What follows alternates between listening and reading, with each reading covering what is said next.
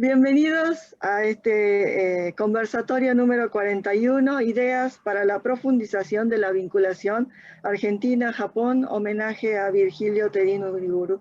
Mi nombre es Cecilia Onaja, soy coordinadora del Departamento de Asia y el Pacífico del Instituto de Relaciones Internacionales, pero también miembro integrante del Centro de Estudios Japoneses y como tal voy a moderar la mesa de este conversatorio. El orden de las exposiciones será el siguiente. Comenzaré yo con contribuciones desde el campo académico. Luego hará su participación Julia Alicia Romero de la Universidad Kennedy, docente e investigadora, y también del grupo CARI Japón, sobre Japón, el país de la resiliencia, oportunidades para Argentina, proyección a futuro. Luego, la doctora Gabriela Yoshihara del Instituto de Derecho de Propiedad Industrial del Colegio Público de Abogados de la Capital Federal y también integrante del grupo CARI Japón, con el tema Japón, país protector de sus bienes inmateriales, estrategia nacional. Luego la doctora María Moya, docente investigadora de la UNSAM y también integrante del grupo CARI Japón, el recurso de la cultura en las relaciones bilaterales Japón-Argentina. Luego el profesor Jorge Marchini, docente de la Facultad de Ciencias Económicas de la UBA, también integrante de CARI Japón, ex miembro de la oficina de JETRO durante muchísimos años en Buenos Aires, con el tema la significación central de los impulsores estratégicos para el desarrollo entre Argentina y Japón, el ejemplo de Virgilio Tedino Uriburu. Y bueno, para terminar, vamos a compartir fragmentos de la conferencia de Takayoshi Makino, La fuente de la literatura fantástica japonesa y lazos tendidos a través de la amistad. Bueno, después voy a hacer una presentación especial, yo me encargaré de esta presentación también, valga la redundancia. Comenzamos entonces porque tenemos el tiempo acotado. Me van a permitir bueno, leer algo de algunos pasajes de mi presentación. Bueno, en mi caso yo elegí la historia como profesión y la preservación de la memoria es intrínseca a esta profesión. Por supuesto que no nos dedicamos solamente a llevar datos cronológicos, pero tampoco en el otro extremo solo a interpretarlos, como muchas veces se hace solo a efectos de sustentar ideas que con soberbia creemos las mejores, las más justas. Uno de los aspectos que me han resultado más atractivos es recuperar aquello que las grandes corrientes dejan de lado, y así caen en el olvido, pero que al encontrarlos pone en su lugar y en la correcta dimensión aquello que muchas veces, con intereses políticos o simplemente para vernizar con brillos de prestigio antiguo a la actualidad circunstancial, se da idea de ser los primeros y mejores. Y lamentablemente hay muchos ejemplos recientes que tan solo por el hecho, de haber vivido una vida de varias décadas, incluso tan solo por ser testigos, se nos revelan estas banalidades, ¿no? Se nos revelan desnudas y nos llevan a silencios piadosos y a confirmarnos la pequeñez de los que lo enuncian. El estudio de la historia y la cultura de Japón es muy peculiar en ese sentido. Quizá en parte, voy a compartir con ustedes una pantalla, discúlpenme.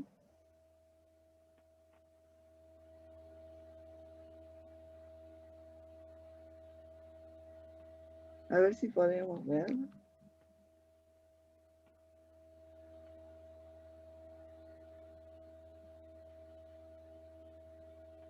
El estudio de la historia, como les decía, es muy peculiar en el caso del Japón. Quizá en parte en ello resida su atractivo. ¿Cómo podemos imaginar una historia que dé lugar a libros como el de Ivan Morris, La nobleza del fracaso, hechos trágicos de la historia del Japón en 1975?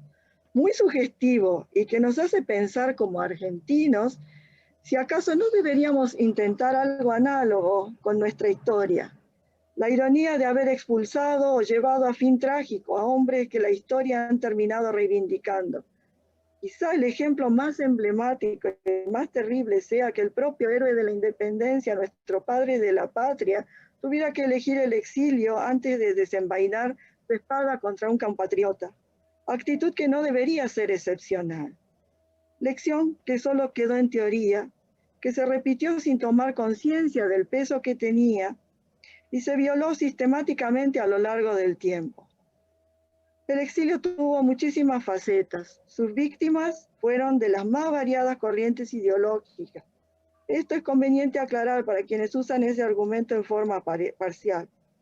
Curiosamente, muchas veces el lugar elegido para exiliarse era el del supuesto enemigo, y en donde terminaron obteniendo mejor trato y justo reconocimiento. Hoy para los argentinos, Asia es sinónimo de China, el gran centro de civilización que vuelve a brillar tras un breve periodo en que fuera eclipsado. Para los japoneses también, el centro es China. Su alianza con los Estados Unidos le ha permitido brillar, pero sus orígenes están en el este asiático. Esto de todos modos no le resta mérito el que el Japón se haya encumbrado como gran potencia. Desde la Argentina las relaciones con Japón tienen importancia y mucha, no por tratarse de un gigante económico, sino que comparte muchos elementos geopolíticos en común. De nuestros respectivos continentes somos marginales, con sus ventajas y desventajas. En nuestros continentes hay actores más grandes, con gran peso. El bajo perfil sería en todo caso lo fuerte, porque nos llevaría a dar los pasos, tal vez más pequeños, pero correctos. Y las relaciones argentino-japonesas se caracterizaron precisamente por su carácter amistoso y su bajo perfil. En este homenaje a Virgilio Tedín, desde este espacio que recibió siempre su incondicional apoyo y contribuciones con sus reflexiones en cada participación, pasaremos revista a 3 momentos de la historia de las relaciones entre los dos países y que tuvieron como protagonistas otros 2 intelectuales argentinos que llegaron a conocer al Japón como Virgilio y desde las más variadas disciplinas contribuyeron con su visión a cimentar las bases de las relaciones entre ambos países. Los 2 primeros tienen en común que el tiempo los dejó en el olvido, pero hoy al recuperar su trabajo y siguiendo el ejemplo del trabajo de Virgilio, nos brindan un norte sobre el cual continuar profundizando estas relaciones que ya superan 120 años. El primero de estos intelectuales es Eduardo Wilde. Yo lo destaco precisamente por que Axel Gasquet, el doctor Axel Gasquet, se tomó el trabajo en su tesis doctoral de recuperar esta memoria. Como médico interesado en temas de salud pública, realizó un viaje por Asia y Gasquet rescata en su libro Por mares y tierras, publicado originalmente en 1897, un viaje que realizó junto a su esposa Guillermina, recorriendo Inglaterra, Alemania, Francia, Italia, cruzando el Canal de Suez, el Mar Rojo, a Ceilán, China, Japón, Honolulu, Norteamérica, Lisboa y Río de Janeiro. Este viaje largo se inicia en Londres en 1896, después de la travesía por el Atlántico desde Buenos Aires. Su paso por Japón es singular. Además, del tiempo que permanece, exactamente 2 meses y 6 días, es la estadía más larga de todo este largo viaje, largo periplo, desde el 16 de marzo al 22 de mayo. Sus contactos le permiten acceder a altos funcionarios del gobierno, quienes le brindan amplia cooperación. Cuenta con un intérprete de primer nivel, el señor Nemoto Sho, a quien se lo presenta el último señor de Tokugawa, ¿sí? Con quien tiene acercamiento también a través de vinculaciones diplomáticas. ¿Sí? Con su intérprete traba gran amistad. No se limitará a dependencias oficiales, instituciones, sino incluso podrá visitar hogares japoneses de diferentes estratos sociales, dejando de esas visitas una descripción pormenorizada. Tenemos allí un hermoso y un profundo trabajo etnográfico. ¿Sí? No se menciona, pero no se descarta la posibilidad de que la firma del Tratado de Amistad, Comercio y Navegación al año siguiente haya tenido que ver con esta visita. El segundo intelectual que destaco es Ramón Muñiz Lavalle, quien en 1935 publica un libro que se titula en Filipinas, El Extremo Oriente en Revolución, reportaje sobre los problemas de Japón y China. Axel Gasquet, también a quien le debo estas dos fuentes, en su conferencia para la Asociación Latinoamericana de Estudios de Asia y África, dada el pasado 23 de octubre, da detalles pormenorizados muy interesantes respecto de Muñiz Lavalle. Incluso señala que había sido en sus últimos años sancionado por la Cancillería argentina por sus declaraciones contra Japón en medio de la guerra. Y que, bueno, va a terminar radicado en los Estados Unidos, jamás va a regresar a la Argentina, e incluso se va a naturalizar estadounidense. En un relativo viraje de su posición con relación al Japón, Erasto Villa, el encargado de negocios, el tercer secretario de la Embajada Argentina en Tokio en esos años, va a disculpar a Muñiz Lavalle frente a sus superiores de la Cancillería, señalando las muy terribles experiencias por las cuales había atravesado durante la guerra. Incluso la más dramática es la muerte de su hija y una salida de Japón accidentada en 1943, en plena guerra. 10 años antes había escrito el libro que antes les mencioné, y al abordar sus páginas ya se nos revela claramente su calidad de agudo observador y su carácter firme y directo. Señalaré algunos pasajes que son más que significativos. Permítanme citar algunos pasajes. Su conciencia, por ejemplo, del orientalismo, en una época en que todavía no se había cuestionado siquiera una mirada eurocéntrica del mundo, en su libro señala: un error usado hasta hoy es el de mirar Asia con ojos europeos y querer curar sus llagas con medicinas occidentales. Son dos cuerpos antagónicos, dos mentalidades distintas. Lo que en Occidente queda bien como negro, en Oriente tiene que ser blanco. Acerca del militarismo japonés, él llega a Japón en 1932, nos revela la dicotomía entre la política y la propaganda gubernamental y el real potencial del país. Dice Muñiz Lavalle: Japón es sin duda alguna una formidable potencia armada, pero toda su efectividad es defensiva. Aunque el carácter nacional sea combativo, su situación geográfica le obliga a la expectativa. Japón no puede salirse de su vaina sin correr riesgo de muerte. Y eso es lo que acontece hoy, que salidos del marco estrecho de sus posibilidades, se encuentran de improviso al borde del abismo, y gritan y hacen gestos fieros y adaptan posiciones amenazantes para disimular la gran tragedia a que se hayan abocado. También sabe distinguir entre el verdadero sentir de la sociedad civil y las políticas de Estado. Recordemos que es 1935, ¿no? En donde cuando publica esto, y que son años anteriores los que cuando lo escribe. Creía haber comprendido el espíritu guerrero del Japón cuando tuve la ocurrencia de preguntarle a mi intérprete: pregúnteles con qué ánimo marchan al frente. Eran un grupo de soldados que iban para Manchuria. Y el intérprete le pregunta: ¿van ustedes contentos a Manchuria?, preguntó. Nos mandan, le contestaron, y seguían marchando entre el clamor popular los pequeños soldados.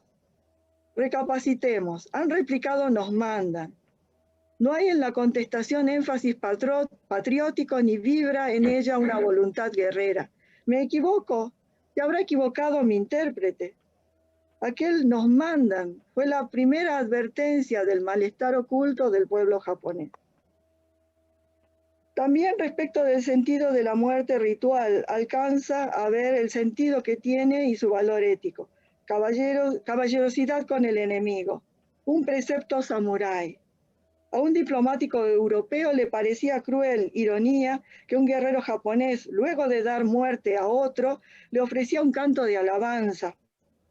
Lo comprendo, la psicología está impedida de funcionar hacia la interpretación de ciertas manifestaciones orientales que a veces nos resultan salvajes. Pero ocurre ello porque partimos de la falsa base de considerar sublime y verdadero solo lo occidental. Por prejuicios de religión erramos la mayoría de las veces en el juicio de un acto asiático. Y bueno, continúa esto. Y bueno, en tercer lugar, esta es la portada del libro de Muñiz Lavalle que acabo de citar y tiene, bueno, muy enriquecedores pasajes, ¿no?, respecto de su apreciación. Pues pasemos, porque ya no tengo tiempo, llegamos al límite del tiempo. Aquí tienen un poco el perfil académico y de actuación de Virgilio. Licenciado en Economía, máster en Administración Pública en Harvard, representante financiero argentino en Asia y representante del Banco de la Nación Argentina en Tokio durante un muy largo periodo de tiempo, durante prácticamente 15 años. Director ejecutivo de la Fundación Okita cuando regresa al país en el año más o menos 2001. Presidente luego, más recientemente, del Fondo Nacional de las Artes y del Centro PEN Argentina. El Centro PEN Argentina, que es el capítulo argentino de PEN Internacional, que se convirtió en una asociación de escritores, ensayistas y académicos que fomentan la defensa por la libertad de expresión. Fue también, bueno, en los últimos tiempos ejerció la docencia como profesor adjunto en la Cátedra de Administración Cultural de la Universidad Nacional de Avellaneda. Y voy a citar a Takayoshi Makino, ¿sí?, para conocer un poco el espíritu de Virgilio, ¿no? Vivió con el orgullo de ser un servidor público, como muchos de sus antecesores de la familia Tedín. Yo, por mi parte, agregaría de una estirpe que creí que no existía en nuestro país. Continúa Makino, dedicado a servir, a alentar jóvenes con capacidades para desarrollar y tal vez un entorno favorable para ello. Sabía escuchar e incluso, si su interlocutor pensaba distinto, trataba mucho más de escucharlo sin prejuicio. Nunca le cerró la puerta a nadie porque tuviera ideas diferentes o una visión del mundo diferente. Al contrario, solía escuchar con más ganas, más curiosidad y más respeto. Este espíritu de aceptación que tenía es muy familiar para los japoneses. Dedicado a la promoción cultural, nunca dejó de lado su interés y promoción de los lazos culturales entre ambos países, además de monitorear también, por supuesto, el desarrollo político y económico del Japón. Por esa labor recibió la condecoración del Emperador del Japón. Y bueno, para terminar con algunos detalles de nuestra relación y de la actuación de Virgilio, ¿no? Tuve el placer de conocerlo, si no me equivoco, en Tokio, en una conferencia de Hiroshi Matsushita. Luego aquí en Argentina, en la Fundación Okita, enucleaba jóvenes intelectuales interesados en los estudios de Asia. Tuve honor de participar en esas sesiones junto a Jorge Di Masi, quien seguramente lo conoció en su primer viaje a Tokio, porque fue el primer coordinador del Departamento de Asia y el Pacífico, su coordinador y fundador, ¿no? Ha participando en actividades con invitados japoneses, lo he encontrado conversando en perfecto japonés. Los años que pasó en Tokio los aprovechó para conocer más a fondo su cultura, comenzando por el idioma. Para un funcionario público, el ser destinado a Japón puede ser celebrado como una muy buena suerte. El mejor destino en Asia por su desarrollo económico, pero de allí a comprometerse a fondo y tomarlo como objeto de especialización hay mucho trecho, y Virgilio lo recorrió, por eso el reconocimiento del gobierno japonés. Ya vimos con las citas que mencioné de estos tres intelectuales y bueno, el destino que tuvo ellos, o en la oscuridad del olvido o el exilio. Y para que no suceda lo mismo con Virgilio, ¿no?, y su actuación y su promoción de las relaciones, aquí dejo algunos de sus actitudes y sus principios que tuvieron siempre presentes en su actuación.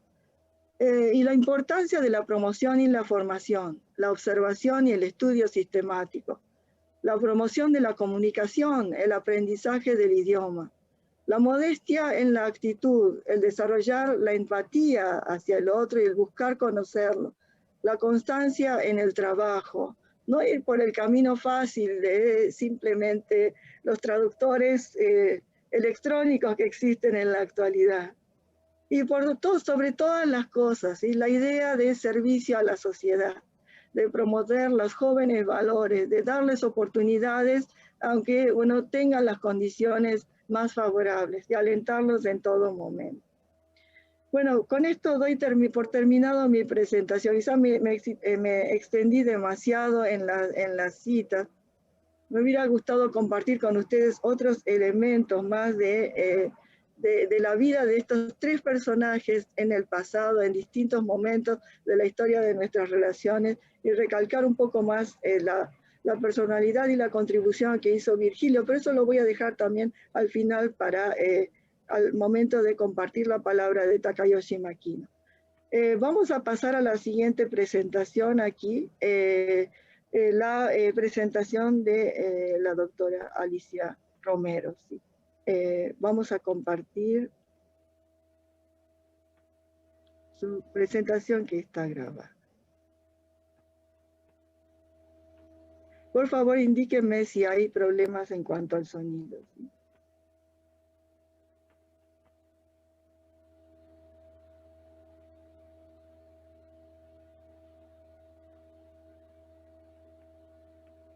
Muy buenas tardes a quienes siguen este 10º Congreso de Relaciones Internacionales, celebrado en ocasión del 30 aniversario del Instituto de Relaciones Internacionales de la Universidad de La Plata, y que de nuestro ángulo dejará ideas para la profundización de los vínculos Argentina-Japón.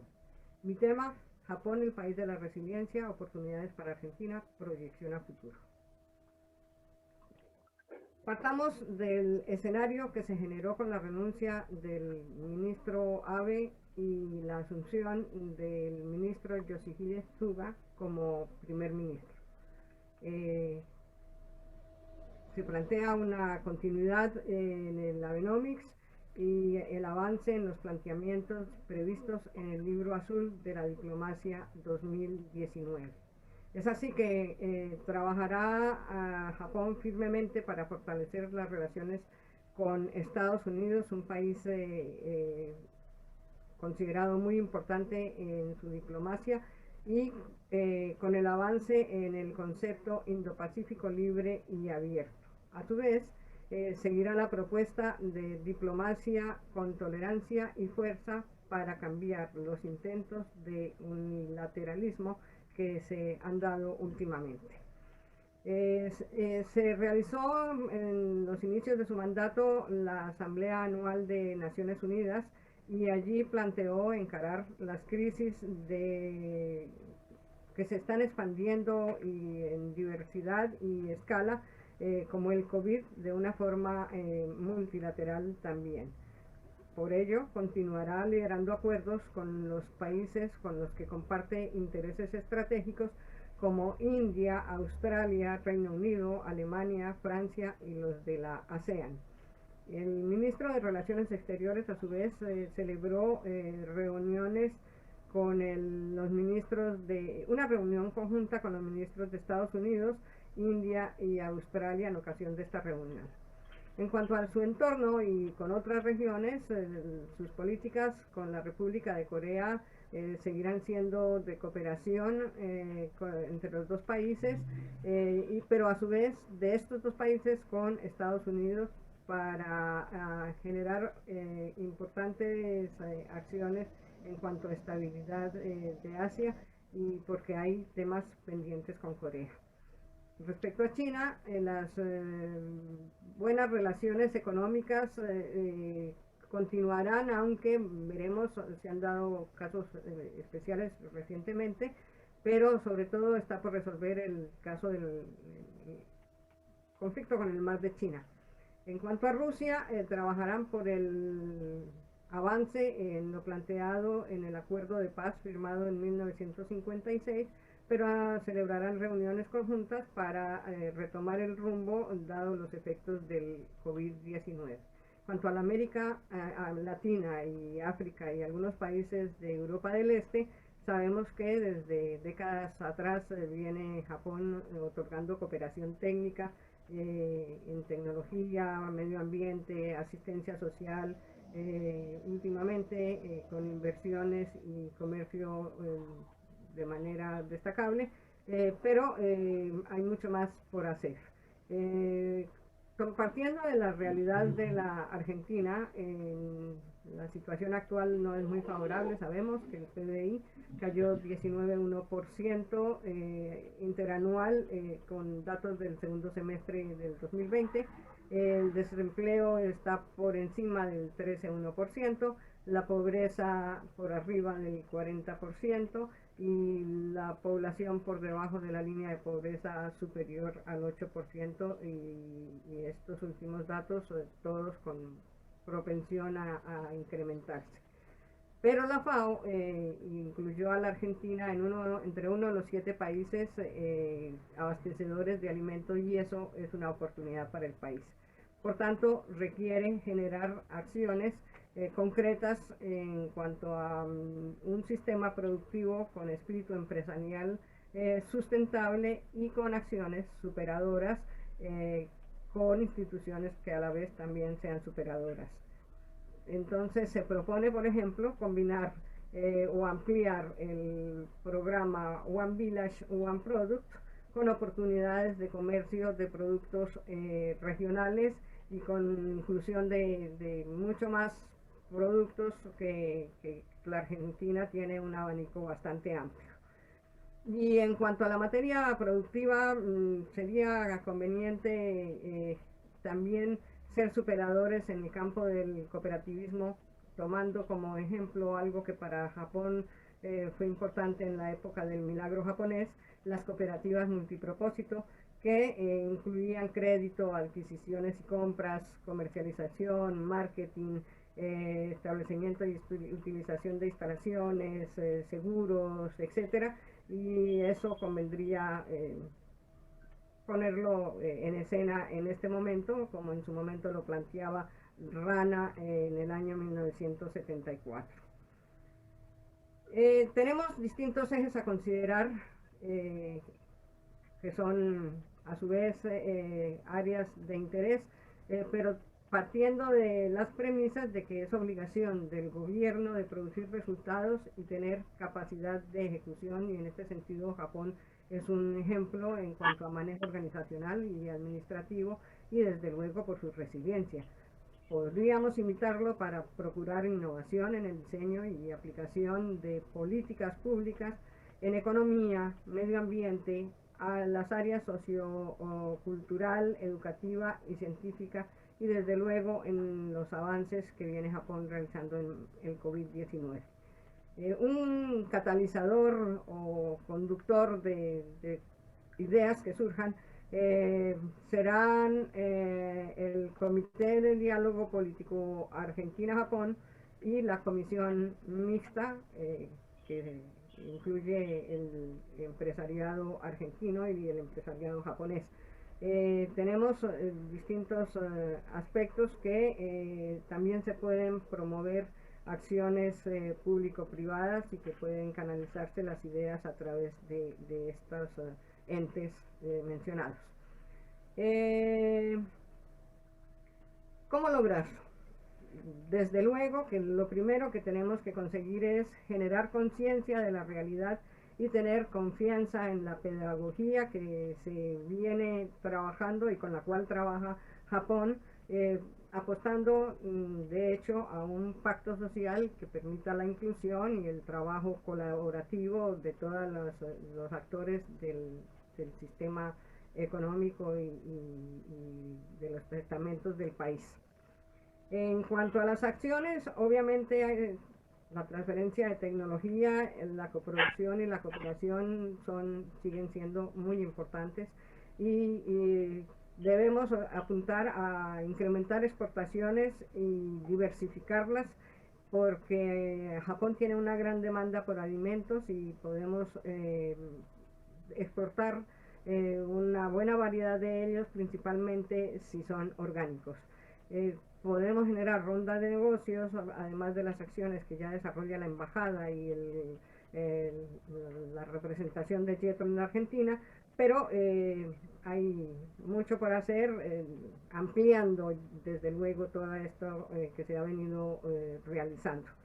También podemos, o se proponen acciones vía streaming para realizar visitas guiadas de museos y recorridos turísticos de interés de Japón, en razón a que no se puede realizar viajes, y de Japón tenemos muchas bellezas para conocer y para aprender incluso de ellos.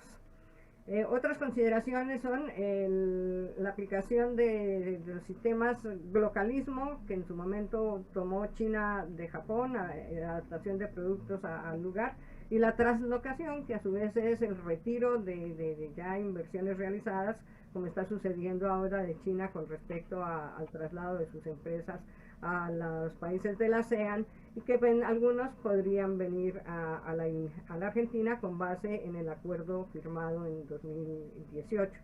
En esas condiciones también se puede avanzar con proyectos de cooperación sur-sur, con distintos actores, mujeres, jóvenes, sectores empresarios, etcétera, y acompañar con capacitación y el desarrollo de planes de negocios para la administración a pymes, microempresas y microemprendimientos. El programa educativo de medioambiental que se desarrolló, ISO 14000, podría tener una segunda fase ejecutado por Artex y financiado por JICA, incluyendo algunas características del sistema educativo del Japón.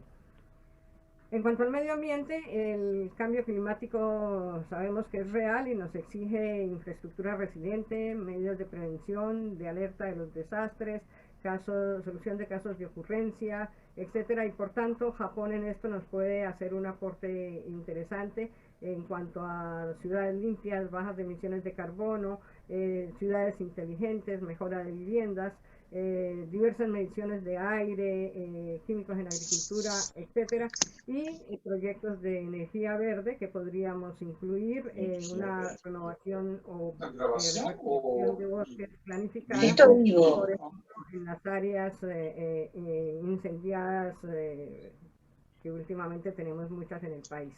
Y en cuanto al COVID, vale destacar que el índice de mortalidad es 1 por 100.000 habitantes y sus cifras son muy bajas. Datos al 5 de noviembre muestran que el nivel de contagiados recién supera los 100.000 y que han tenido una política que no incluyó cuarentena estricta, desarrollos específicos en cuanto a mascarillas novedosas, avanzan en la vacuna y en medicaciones para controlar el virus. Estas eran las ideas que quería dejar. Muchas gracias. Termina esta mujer ahora. Perdón, ¿les puedo pedir que cierren los micrófonos de las personas que están presenciando la presentación? Muchas gracias. Muy bien, damos muchísimas gracias a Alicia por la presentación. Le vamos a dar la palabra a Gabriela Yoshihara, ¿puede ser? Gabriela, si tienes para compartir archivos, podés directamente. No, solamente va Perdón, a ser... cierro mi micrófono. Cómo no. Muchísimas gracias, doctora Onaja, por la invitación. Es un honor estar con ustedes compartiendo este conversatorio en el marco del 10º Congreso de Relaciones Internacionales. Y bueno, no solamente es un honor por la temática, por las ideas para la profundización de la vinculación Argentina-Japón, sino también por el homenaje al querido Virgilio Tedín Uriburu. Permítame unos minutitos nada más. Tuve el gusto de conocerlo hace muchos años en actividades del Centro Nikkei argentino, y el privilegio de que me invitara a ser miembro del Grupo Japón del Consejo Argentino de Relaciones Internacionales. Y siempre demostró como un apasionado y estudioso de Japón, nos motivó a todos a continuar en el camino de la investigación y la profundización de la temática Argentina-Japón. Entonces creo que ese mensaje que él nos dejó es un guante para retomar y continuarlo. Por eso hoy les voy a compartir unos pensamientos desde mi especialidad. Soy abogada en temas de propiedad intelectual y quería compartir esta mirada sobre Japón. Todos los que estamos aquí hoy escuchando, por algo estamos aquí, nos interesa Japón. La mía es, bueno, ¿por qué Japón aspira a ser una nación basada en la protección de la propiedad intelectual, ¿no? Pero antes de eso, vamos a dar unas pinceladas, unos pasos gigantes para poder comprender el sistema jurídico japonés. La escuchaba a Cecilia hablar de pensadores que hablan del antagonismo entre Occidente y Oriente. Sin embargo, en el sistema jurídico japonés eso no fue así. El Japón pre-Meiji, siempre con la figura centralizada del emperador, regido por leyes feudales y con un gran periodo de aislamiento internacional. Saltamos a lo que es la apertura internacional de Japón en 1868, y justamente Japón allí migra de la tradición china a la técnica occidental. Japón se da cuenta que tiene que ayornarse y que actualizarse en el ordenamiento jurídico para poder insertarse en el mundo. Entonces rápidamente envía expertos japoneses a estudiar los sistemas jurídicos occidentales. Y por otro lado invita a expertos juristas europeos a que enseñen en Japón. Comienza allí una gran labor de traducción por parte de juristas japoneses, traducción la verdad que importante, debe haber sido muy ardua porque de conceptos jurídicos europeos que no existían en Japón, tuvieron que traducir y explicarlo en japonés, ¿no? De todas maneras, ¿qué ocurrió? Esta gran labor de traducción, una década después, se produjo un fenómeno de exportación, o sea, Japón exportó estos conceptos a países de Asia. Por ejemplo, China, Corea y Vietnam tomaron algunos términos jurídicos de Europa, no directamente de Europa, sino directamente de la lengua japonesa. Saltamos a la Segunda Guerra Mundial, con un cambio radical de un sistema imperial a una monarquía constitucional, con la Constitución de 1947, que es la que sigue aún hoy vigente. La Constitución es la primera de las normas que componen lo que en Japón se denomina roppo, o 6 leyes fundamentales, que básicamente en su origen son el sistema del Código Civil, Código Comercial, Código Penal, Ley de Procedimiento Civil y Ley de Procedimiento Penal. Sin embargo, aunque en su origen esta palabra roppo estaba orientado solamente a estas 6 leyes fundamentales, actualmente se utiliza ese mismo término para denominar recopilaciones legislativas que con frecuencia se publican en Japón. Ahora bien, aclaro que el concepto de propiedad intelectual lo voy a tomar en forma amplia, es decir, bajo ese paraguas voy a considerar lo que es propiedad industrial, patentes, modelos, diseños, marcas, y también derechos de autor, secretos industriales y temas de competencia desleal. Por eso digo, no hay antagonismo acá entre Occidente y Oriente. El sistema jurídico japonés es un sistema mixto en donde tomaron instituciones o sistemas europeos, los tradujeron al japonés, además tiene componentes del common law por la influencia norteamericana, y permanecieron también rasgos característicos del derecho propio japonés. Yendo al tema que nos convoca, Japón es un país con pobres recursos naturales. Entonces entendió luego de la guerra que si no importaba tecnología, era muy difícil el tema de la competitividad y sobre todo el desarrollo de su industria. Entonces, el mensaje en ese momento fue: bien, vamos a hacer una política de protección de la tecnología y la transferencia de tecnología del exterior y viceversa, porque luego desarrollaron mucha tecnología en Japón que se exportó. Ahora, en el concierto internacional, en la Organización Mundial de la Propiedad Intelectual, que es un organismo de Naciones Unidas formado por 193 estados, Japón siempre está en el top 5, es decir, lo anteceden China, Estados Unidos y Japón en el tema de protección de propiedad intelectual. Los rubros que siempre destacan y que protegen es, por supuesto, tecnología, maquinaria, audiovisual, óptica, robótica. Ahora, ¿cuál es el sistema interno de Japón para la protección de la propiedad intelectual? Curiosamente, no es que difiera demasiado, porque tienen organismos muy similares y paralelos a los nuestros, como el registro de patentes y marcas, se llama Agencia Estatal de Cultura, que es todo lo que es propiedad de derecho de autor. Luego, en los diferentes ministerios de Economía, de Justicia, tienen sus herramientas o sus sectores para proteger nombres comerciales, secretos, defensa de la competencia. En eso no difiere mucho de nuestro sistema interno. Sin embargo, tiene dos características fundamentales, y es que en el año 2002 crearon la Oficina de Estrategias de Propiedad Intelectual. Es un órgano permanente consultivo formada por el primer ministro, todos los ministros de gabinete y expertos en la materia. A partir de ahí, se diseña toda una estrategia horizontal en todas las dependencias para protección de sus activos intangibles, ¿no? Y además tiene una directa comunicación con el primer ministro, ¿no? Y con el gabinete.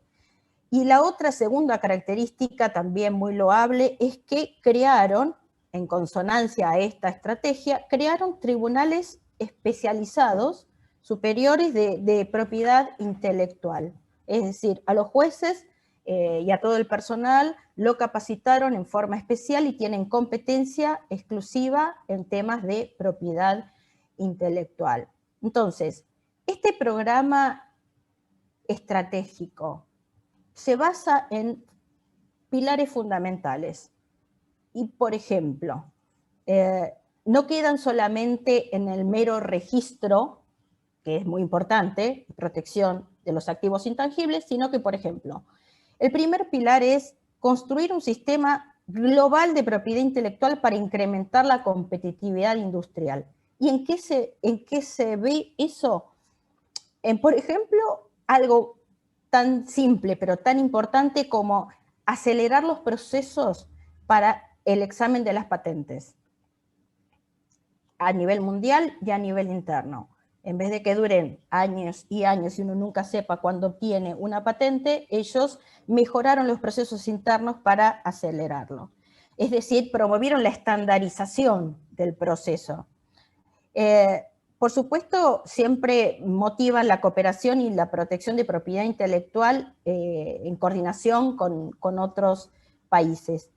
Y también comprendieron que hay una barrera idiomática, entonces mejoraron las traducciones de las leyes de propiedad intelectual. El segundo pilar es, y que me parece muy importante, es apoyar el gerenciamiento de propiedad intelectual y capacitar a las pymes japonesas que salen a competir al exterior. Y esto, ¿cómo lo hicieron? A través de medidas concretas con asesoramientos en Japón y también en el exterior. Es por eso que es importante el papel que juega la oficina de JETRO en los diferentes países, es decir, Japan External Trade Office, porque ellos también los asesoran al momento de estar en países en el exterior, en coordinación con la creación de una figura dentro de cada embajada, que es el encargado de propiedad intelectual, es el IP Officer. Entonces, JETRO y la embajada asesoran, orientan a las pymes japonesas que salen al exterior. Sobre todo también muy importante consideraron el entrenamiento especializado tanto de sus recursos humanos internos como los externos. Es así que tienen muchísimos programas de intercambio, invitación para hacer pasantías o becas en la Japan Patent Office, eso en lo que es registro de marcas y patentes. De hecho, en la Argentina durante varios años se realizó ese programa. Esperemos que luego de la pandemia, que se supere la pandemia, se vuelva a continuar, porque fue no solamente para entrenamiento de recursos internos, recursos humanos nuestros, sino también para abogados o agentes de propiedad industrial argentinos, porque muy importante también lo que dijo la doctora Romero, ponen especial hincapié en los temas de cuidado de transferencia de tecnología. Y tercer pilar, mejorar el entorno con las redes, a través de las redes digitales. Y estas son políticas diseñadas ya con varios años atrás.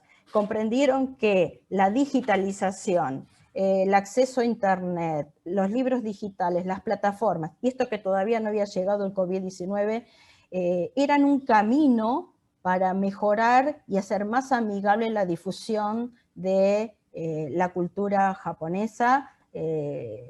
Por ejemplo, le pusieron mucho cuidado en todo lo que es el programa de Cool Japan, cuya especialista, la doctora Marian Moya, no me voy a adelantar, posiblemente les va a hablar. Es decir, al salir al exterior, comprendieron que a través de un sistema de licencias y autorizaciones de uso era la mejor manera de proteger sus activos intangibles.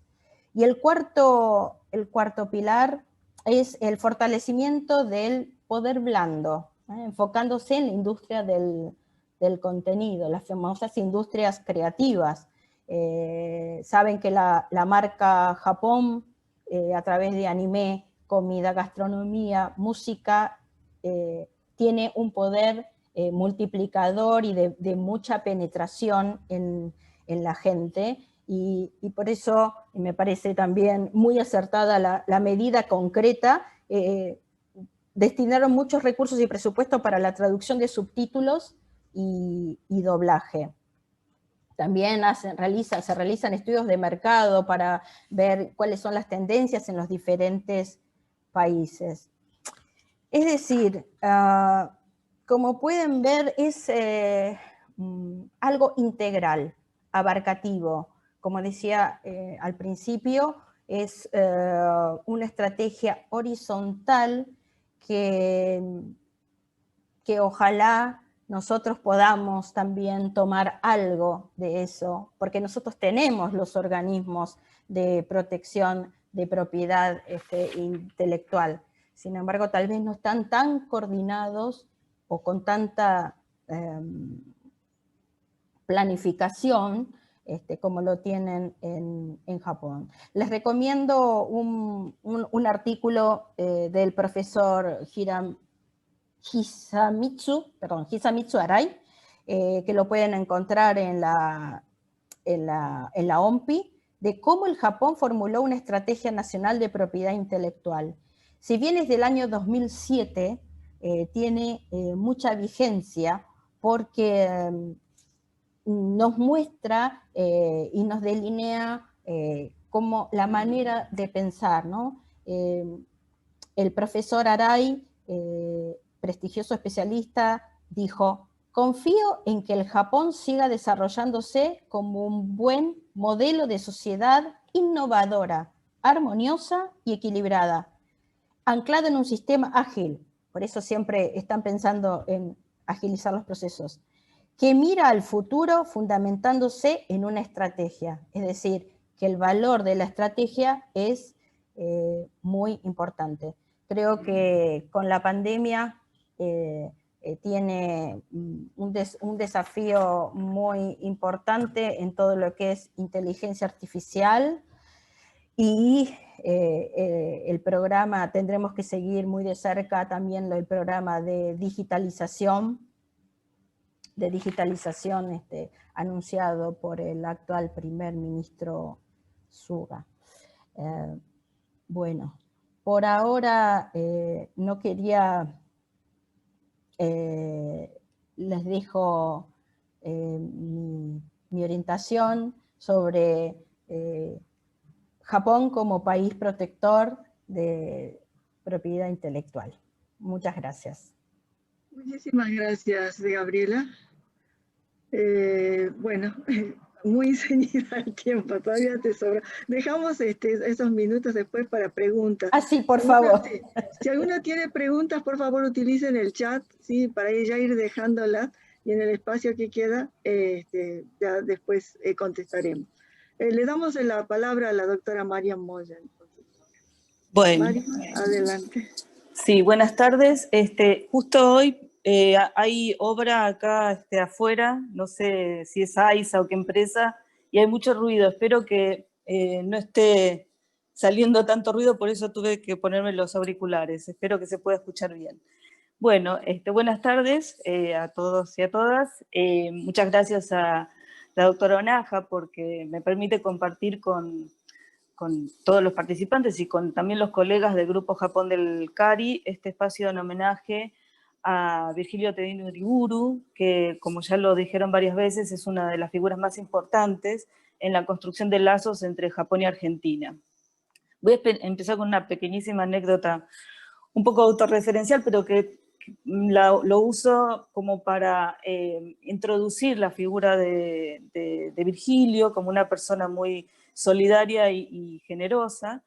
En el año 2013 yo trabajaba en el Ministerio de Cultura de la Nación y no estaba muy de acuerdo con las líneas de gestión propuestas por el área en la que me desempeñaba. Era asesora y tenía diferencias de tipo metodológico con la gestión de esa dirección. Nosotros, yo soy antropóloga y en nuestra área es muy importante el trabajo de campo, desde el punto de vista técnico, ¿no? También, además del académico. Y es importante para poder entender cuáles son lo que nosotros llamamos las lógicas nativas. Y trabajamos en distintos proyectos desde esta dirección, en el Ministerio de Cultura, especialmente con comunidades indígenas, comunidades afro, grupos de origen migratorio, y las lógicas y las perspectivas culturales de estos grupos no coinciden 100% con las nuestras, la clase media urbana, de la cual también se nutren los funcionarios y los técnicos de la gestión estatal, ¿no? Por lo tanto, no era raro que nuestros universos de sentido no fueran compartidos por estos grupos y por eso era muy importante salir al territorio a hacer trabajo de campo. No nos dejaban, ¿no? Entonces, no nos dejaban salir de detrás del escritorio, de leer expedientes o elaborar expedientes, resoluciones, etcétera, pero no teníamos contacto con las personas de carne y hueso, ¿no? Para poder entender cuáles eran las necesidades, las expectativas, las demandas incluso frente al Estado de estas personas. Entonces, yo estaba bastante frustrada en esta situación, y porque no es muy fácil tampoco cambiar de área dentro del Ministerio de Cultura, cuando también el área de cultura siempre es como la hermana menor de todas las otras áreas, ¿no? De desarrollo, de economía, de educación, digamos, siempre fue relegada e infravalorada. En ese momento, Virgilio Tedín era el presidente del Fondo Nacional de las Artes y entendió perfectamente la situación en la que yo me encontraba y entendía también que la gestión debía desarrollarse de otra manera, ¿no? Entonces me ofreció incorporarme dentro de su equipo en el fondo, y porque yo venía trabajando temas que eran afines a la agenda del Fondo Nacional de las Artes, que eran, bueno, estudios patrimoniales, estudios de manifestaciones culturales locales y la gestión cultural, ¿no? Finalmente yo pude pasar a otra área del Ministerio de Cultura, pero nunca olvidé este gesto generoso y solidario de Virgilio y de reconocimiento digamos, de otra manera de gestionar la cultura, ¿no? Entonces, En este sentido, y para referirme a la participación de Virgilio Tedín Uriburu en el ámbito de la cultura y la relación con Japón, voy a hablar muy brevemente de 3 ejes. Primero, de la cultura como recurso. Segundo, el lugar de la cultura en la gestión estatal. Y tercero, la cultura en la gestión a nivel de los estados nacionales y transnacionales en el escenario global. Bueno, primero, esta idea de la cultura como recurso es una definición que absorbe y anula distinciones de otras definiciones de la noción de cultura. La cultura se ha definido de infinidad de veces y de infinidad de formas, pero hay como 3 definiciones básicas, que una es la definición que podríamos decir del sentido común que circula en la cotidianeidad, que es esta idea de que hay personas cultas e incultas, ¿no? Es una definición no académica, por supuesto, pero sí desde la academia hay una definición análoga, que es esta idea que hay alta cultura y baja cultura. Segundo, la definición antropológica de cultura, se supone que supera a la anterior, que entiende la cultura como un todo complejo que abarca todas las expresiones de la vida humana, tanto materiales como simbólicas o ideales. Y tercero, la cultura como hibridación, que es más moderna, más reciente, que es la cultura como resultado de la fusión de distintos aportes culturales en un mismo territorio, ¿no?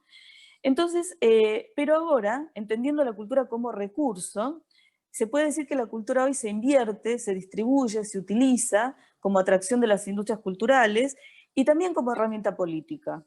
Esta definición de cultura como recurso es de un investigador en antropología, George Giudice, y realmente es una definición muy útil para quienes trabajamos en gestión cultural, además de la academia, ¿no? Entonces la cultura se gestiona en distintos ámbitos y uno de estos ámbitos es el ámbito estatal. Bueno, gestionar es administrar, es gerenciar, ¿no? El origen de la palabra gestión viene de gestar, que significa dar origen, producir, y está en primer lugar vinculada a las lógicas económicas, y más específicamente del área del campo de la administración. Entonces, cuando se realiza una buena gestión, se supone que se llega a cumplir con lo que podemos decir es una praxis, es decir, establecer una relación dialéctica, de ida y vuelta, ¿no?, entre teoría y práctica. Si pensamos la gestión con una impronta demasiado administrativista, como decía antes, solamente de expedientes y de resoluciones y de papeles o burocrático, eso no sería en principio una buena gestión, ¿no? Entonces, la palabra gestión se ha impuesto en los últimos años en espacios de políticas y distribución de recursos, también en la academia, ¿no? Y sobre todo en relación a la esfera estatal. La gestión podría, bueno, definirse como la administración de recursos para una finalidad concreta. Y es un procedimiento racional, ¿no? Pues esto tiene que ver con la lógica de la economía. Requiere planificación, aplicación de conceptos, métodos, estrategias, técnicas, procesos, y especialmente apunta a la efectividad, es decir, al logro de los mejores resultados con la menor inversión de recursos. Entonces, la cultura como ámbito de intervención política y económica, entendiendo esto como la gestión, no solo requiere una gestión de recursos materiales, que son financieros o de producción, sino también del capital humano involucrado. A mí no me gusta mucho el concepto de recursos humanos, pero bueno, sería eso, básicamente. Y también, por supuesto, se requiere bastante cintura en las esferas del Estado para manejar las relaciones y los condicionamientos políticos, ¿no? En el caso de Virgilio Tedín, su experiencia en estos 3 niveles, el económico, el político y el cultural, significaba una enorme ventaja en comparación con otros gestores y funcionarios culturales, ¿no?, entre los que me incluyo, porque todo ese background económico yo no lo tengo. Bueno, respecto a las relaciones bilaterales entre los países y el rol del Estado transnacional, cuando Japón, ahora ya entro directamente en Japón, el tema de Japón, cuando Japón comienza a tener un crecimiento económico tan apabullante después de la Segunda Guerra Mundial, otros países, especialmente los vecinos asiáticos, lo perciben como una nación no comprometida con el bienestar global por esa obsesión aparente por la acumulación de riqueza que tendría Japón. Y esto atentaba contra las posibilidades de Japón en el campo diplomático. Entonces la estrategia que Japón empleó para revertir esa imagen negativa fue enfatizar la dimensión cultural en el escenario global. Y acá entra en juego el concepto de poder blando, que capturó la atención de los políticos, intelectuales, académicos y los periodistas japoneses. Comienza esta fascinación japonesa por el soft power, del que recién hablaba la doctora Yoshihara, y que representaba un recurso que podría contribuir a enfrentar los desafíos de Japón en la arena internacional, ¿no? Porque además de las cuestiones económicas, otra ventaja de esta apelación al recurso de la cultura era superar las limitaciones del hard power, es decir, las limitaciones constitucionales que impone el artículo 9 de la Constitución japonesa, la Constitución de posguerra, que impide a Japón a tener un ejército propio, y este motivo pone a Japón en desventaja respecto de otras naciones en la órbita geopolítica. Entonces, acá voy a articular, en la última parte de la exposición de hoy, voy a articular estas condiciones de Japón en el espacio global con la gestión cultural. La gestión cultural, cuando decimos gestión cultural en el ámbito público, puede darse a distintos niveles del Estado, ¿no? Desde el Estado local, municipal, pasando por el Estado provincial, en Japón sería prefectural, hasta el Estado nacional y hasta el Estado transnacional. El organismo de referencia en este sentido del Estado transnacional a nivel cultural, el organismo de referencia por excelencia, es UNESCO, ¿no? Dentro del sistema de Naciones Unidas. Desde la finalización de la Segunda Guerra Mundial, Japón ha asumido un fuerte compromiso con UNESCO. Y Japón muestra un gran interés respecto de la preservación y la salvaguardia de su patrimonio, tanto natural como cultural, y tanto sus expresiones tangibles como intangibles.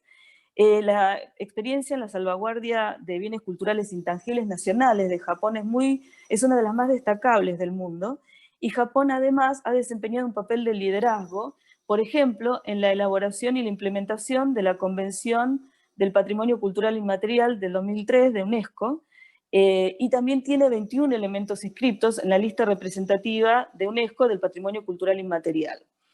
Esta promoción y salvaguardia de su patrimonio cultural es uno de los principales medios a través de los cuales Japón viene marcando su presencia en el espacio internacional. En relación con nuestro país, nuestra región, Japón, el gobierno japonés ha invertido varias veces ha invertido en el financiamiento de proyectos en torno al patrimonio. Por ejemplo, entre el 2012 y el 2014 se llevaron a cabo varios talleres sobre patrimonio vivo o patrimonio intangible, organizados por el sector de cultura de la Oficina de UNESCO de Montevideo, y estos talleres se realizaron con fondos aportados por Japón y tuvieron como beneficiarios a Argentina, a Paraguay y a Uruguay. En el marco de este proyecto se desarrollaron acciones destinadas a la capacitación de funcionarios y técnicos en gestión cultural en relación con la salvaguardia del patrimonio inmaterial y la realización del inventario de 6 milongas en Buenos Aires.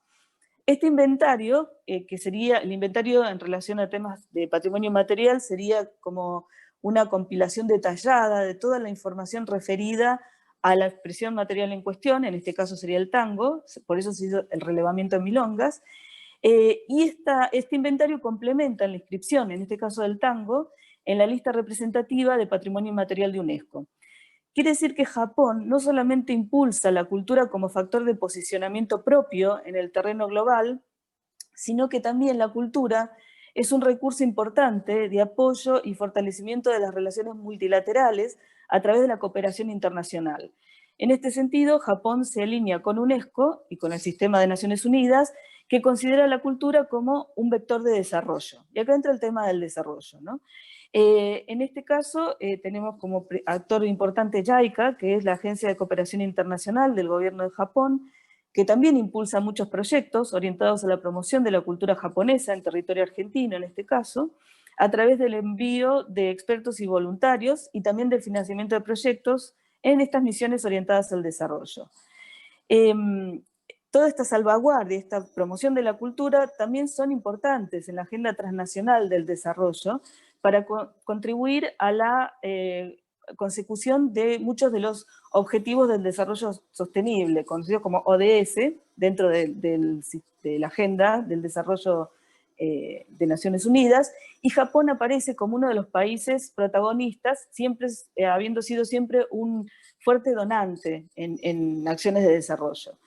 En la página del Ministerio de Asuntos Exteriores de Japón se expresa que Japón realiza los mayores esfuerzos para implementar la Agenda 2030, que es la Agenda del Desarrollo, con la comunidad internacional y basada en el concepto de seguridad humana. El objetivo de base, ya sabemos, del desarrollo es aliviar la pobreza, y a partir de ahí se desprenden los demás objetivos.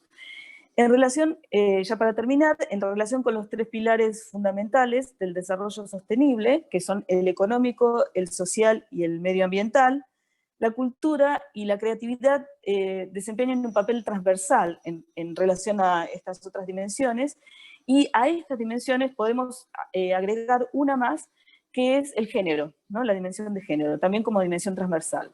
Y en este sentido, la cultura como ámbito de intervención no debería concebirse de manera aislada, sino en articulación con otros sectores, porque la intersectorialidad es esencial también para el desarrollo en cultura. En este sentido, Virgilio Tedino Uriburu, desde el Fondo Nacional de las Artes, abordó acciones de articulación intersectoriales, por ejemplo, entre las áreas de turismo y de cultura. El turismo es una de las áreas en las que claramente se puede conseguir esta sinergia necesaria entre cultura, economía y desarrollo, ¿no? Además, cuando hacía visitas a las provincias, al interior del país, Virgilio, según, se sabe que tenía un conocimiento de la historia y la realidad local es muy importante, lo cual muestra no solamente su preocupación por el impulso económico y cultural, regional y local, sino también un compromiso con la dimensión más humana de la gestión estatal, ¿no?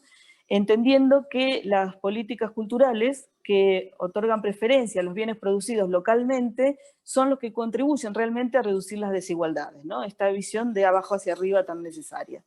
Bueno, muchas gracias, esto es todo lo que puedo aportar para esta reunión, y muchas gracias por su atención. Muchas gracias, Mario, por también respetar el tiempo. Estamos además adelantados. Después seguramente va a haber algún comentario o pregunta. Muchísimas gracias. Bueno, le vamos a dar la palabra ahora a Jorge Marchini, que está entre los presentes. Hola, Jorge.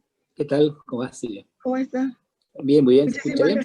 Sí, se escucha perfecto. Muchas gracias por participar. No, por favor, si quieres compartir el archivo, no hay problema. La pantalla no hay problema, sino adelante. Bueno, muchas gracias por esta invitación. Bueno, me pareció primero, bueno, no tan solo un hecho de afirmar la perspectiva tan significativa como este evento demuestra de las relaciones de Argentina con Japón, y este evento, especialmente esta jornada, Cecilia, siempre tan tesonera, tan trabajadora, ha seguido siendo una referencia para poner justamente meta y horizonte a este tipo de vínculo que tiene tantas facetas como las relaciones entre dos países y dos culturas. Pero la idea también era porque estamos teniendo un homenaje a alguien que uno quiso mucho, una persona que para mí fue entrañable como Virgilio Tedino Uriburu, y me pensé que también tenía que haber un balance, no tan solo la actividad de él, sino el significado de una personalidad como la de él, ¿no? Y mi idea es un poco la referencia a ponerlo, la importancia que tienen los hacedores o los que son los impulsores estratégicos en las relaciones bilaterales y en otros campos, pero yo quiero poner especialmente este tema de relaciones bilaterales entre Argentina y Japón. En las relaciones bilaterales existe muchas veces algún tipo de, como puedo decir, de imagen común, o digamos, algún tipo de frase que sintetiza, y no a nivel tan solo especialista, sino también a nivel social, las vinculaciones entre culturas, entre países, ¿no? Una muy presente en el caso de Argentina con Japón es una simplificación que creo que tiene vigencia, por algo dura tantos años, pero también tiene, como toda simplificación, ventajas y desventajas. Y esta simplificación es, bueno, la idea de que entre Argentina y Japón hay mucha complementariedad. Siempre está dicho de que Argentina tiene lo que Japón no tiene y al revés. ¿Cuándo aprenderíamos de Japón nosotros con nuestras dificultades para organizarnos, para poder tener una línea de trabajo distinta, eligiendo una sociedad, o teniendo la posibilidad de una sociedad mucho más consistente y más homogénea en el trabajo y en sus metas? Por supuesto, en Japón también se ven muchos temas vinculados con Argentina, no son solo los recursos naturales, sino también en su cultura, pero esto va obviamente desde las distintas artes, pero también el fútbol, o puede ser el tango, pero también obviamente interés también los recursos humanos. Y muchas veces este tipo de vinculación humana lleva también que en Japón se piense la idea de esta psicología, esta forma de vivir nuestra. La improvisación es también el grado, también es algo que puede ser tomado en cuenta por la cultura japonesa. Pero también termina siendo la otra cuestión, es que la contracara de ese dicho de potencialidades y complementación se da también con la idea de que esa condición de potencialidad no se han desarrollado. Siempre hablamos de que es mucho para hacer, lo cual es cierto, y algo ocurre que entre la potencialidad y la realidad hay una distancia que no se complementa. Y acá quiero introducir esta idea de los hacedores estratégicos o impulsores estratégicos, y en esto yo quiero ubicar particularmente las figuras como alguien como Virgilio Tenryuburu. Yo conocí las relaciones de Japón muchos años y sigo estando vinculado a través del CARI y el Grupo Japón, y me interesa siempre las novedades y condiciones y los actores en este tipo de vinculación tan importante, para mí en mi vida tan importante. Yo he trabajado en JETRO como economista regional durante 28 años, llevando los temas justamente de las relaciones comerciales, económicas entre Argentina y Japón, llevando el análisis desde el punto de vista japonés de JETRO, y conocí justamente en ese marco a muchas personas, algunas personas extraordinarias. Creo que hay algunas personas justamente hacedores estratégicos extraordinarios, que no me quiero mencionar ahora porque si me olvido alguno, y como esto va a quedar grabado, después alguien va a decir, ¿cómo no te olvidaste de cierta persona? Pero algunas personas, cuando estoy hablando, me resultan entrañables y admirables como personas, entre los cuales está alguien como Tedin. ¿En qué quiero decir esto? Que la idea de la perspectiva que yo quiero decir es que en esta condición de potencialidad y la no complemento esta potencialidad con la realidad, en el balance que yo hago, estoy hablando del año 82 ahora, son casi 38 años, yo creo que lo esencial es en esa necesidad de por qué no tenemos más desarrollo, creo que faltan más hacedores estratégicos. Y no digo hacedores en general, sino estratégicos en el sentido que no tan solo tienen su interés inmediato, obviamente que todos pueden tener, o su especialidad o su campo de trabajo, sino que van más allá de eso, que miran el horizonte y tienen un horizonte estratégico que los hace trabajar en una perspectiva donde por supuesto también su propio lugar a veces está muy sesgado o centrado en cierta especialidad, pero también un complemento, una posibilidad de actuar mucho más integralmente y con un desarrollo, por supuesto, en perspectiva mucho más integrador y complementario, como son este tipo de hacedores estratégicos, como fue particularmente Virgilio. ¿Cuál es la condición del hacedor estratégico o de Virgilio, particularmente de alguien como Virgilio? Bueno, son personas que no se quedan solamente con el hecho de la pequeña circunstancia o el pequeño dato, o el dato que no da, digamos, en ese momento de una expectativa que no se cumple, sino que hay una mirada que va más allá de la coyuntura, permanentemente se va más allá de la coyuntura. Lo segundo tema es el integrador, es decir, el vincular personas distintas con esta amplitud. Yo escuché muy lindas referencias en esta misma charla al principio, digamos, indicadas con respecto a la personalidad muy particular de ser integrador, una persona como Virgilio, de, bueno, personas distintas, hablar, siempre tener la capacidad de escuchar a otro, de no rebajar al otro porque no tiene quizá las mismas referencias formales de cargo o de antecedentes que la otra persona, y ponerlo también en la misma perspectiva, si un estudiante o si una persona que entra por otros sentidos u otras vertientes a poder tener un vínculo con los temas de Japón. Yo lo conocí a Virgilio en muchas circunstancias, porque obviamente fueron muchos años donde el vínculo con él era importante, en su relación con respecto a su función en el Banco Nacional Argentina, en Tokio, que fue muy importante justamente para de alguna forma llevar estas referencias de condiciones de asentamiento de vínculos financieros entre Argentina y Japón. Luego a su vuelta aquí, en Argentina, vuelta de su función, cuando se integra dirigiendo a la Fundación Okita. La Fundación Okita, que también tiene una visión estratégica, pero él creo que le puso un sesgo que iba mucho más allá de los papeles o los informes, los famosos informes Okita, que todavía se pueden leer con mucha atención, pero la idea creo que muy correcta de Virgilio, lo que no alcanzaba solamente con indicar lo bien que está un informe o lo preciso que han sido los especialistas o las muchas actividades que se realizaron, sino cómo hacer para hacer realidad, y qué poner para hacer, qué es lo que falta para poner realidad. Y no ponerlo solamente en el tema de recursos, decir, bueno, falta otro plano quita, otro plano, otro tipo de informe quita, sino ponerlo del lado de los actores y poner la actividad. Y ahí hay algunos elementos que yo quiero plantear con respecto a estas personalidades, los hacedores estratégicos, y particularmente como Virgilio Tedino Uriburu. Uno es la convicción, es decir, uno tiene que estar convencido de lo que está haciendo, el entusiasmo, es decir, transmitir el entusiasmo con esa convicción. Por supuesto, ese entusiasmo, esa convicción, tener fundamentos, tener obviamente fundamentos de elementos que den sustentabilidad a esa convicción, y luego también el seguimiento, es decir, no parar las cuestiones si hay un tesón, un seguimiento con tesón. Y también, y yo quiero poner la última categoría, que no estaría muy bueno para hablarlo de un marco donde se puede hablar de temas académicos como este, o quizás como si fuera algún descubrimiento técnico que habría que hacer respecto a esta idea del hacedor estratégico, que es ser buena persona. Es decir, no parece una cosa menor, pero yo le doy importancia a esto porque eso da un dato de comunicación y de acercamiento que hace mucho más fácil las comunicaciones y también el acordar acciones y, por supuesto, definir luego programas y alternativas de trabajo. Mi pregunta en el día de hoy, queriendo hacer homenaje a Tedín, es como una pregunta hacia futuro, quizás queriendo ser esperanzador como era Tedín Uriburu también, es ¿quiénes serán los nuevos Tedín Uriburu de esta época? ¿Quiénes serán los que van a tomar la referencia de estos hacedores estratégicos que son fundamentales, a mi entender, y siguen siendo fundamentales para el desarrollo de las relaciones entre Argentina y Japón? Lo digo porque es importante en este momento, porque estamos en un momento de muchos cambios. En este momento realmente las relaciones de Argentina con Japón, más allá, digamos, de lo que uno puede plantearse con respecto a resultados económicos, nivel de comercio, de inversiones, de transferencia de tecnología, de patentes registradas, está Gabriela por acá, puede haber muchos elementos, muchos indicadores, por supuesto de visitas importantes, y lo cultural, el significado de lo cultural, es decir, el atractivo que tiene lo cultural y la importancia que tiene lo cultural también para acercar a los pueblos. Pero yo creo que el tema de la visión estratégica ahora va a ser muy importante porque estamos en una época de muchos cambios.